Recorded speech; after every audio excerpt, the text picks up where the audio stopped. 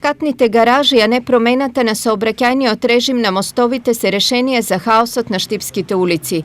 Ова на пресконференција денеска го кажа од локалниот огранок на Граѓанско-демократската унија. Дали е само оваа гениална идеја за решавање на сообраќајниот метечни Штип?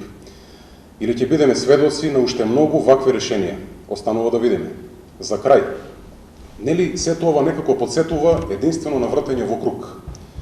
Затоа одговорно и искрено прашуваме, ако навистина некој сака да го реши сообраќајниот метеж, докаде сме со изградбата на катните гаражи во нашиот град, кои впрочем беа ветувани во предизборните кампањи?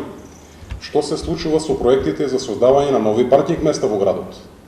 Докаде е изградбата на обиколницата и монтажата на мостот на реката Брегалница, кој стана вистинска урбана легенда во градот?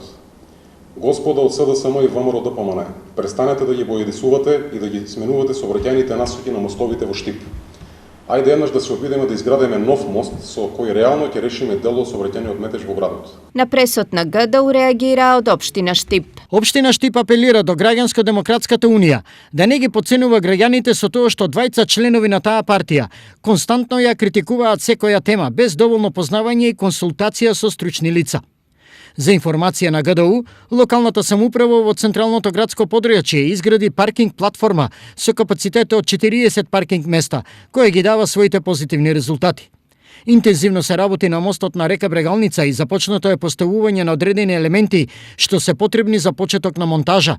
Наскоро граѓаните на Штип ќе добијат мост на река Брегалница, што представува дополнително растоварување на сообраќајот. Недоволното познавање на ГДУ во областите каде што општината има ингеренции нема да ги реши проблемите на граѓаните.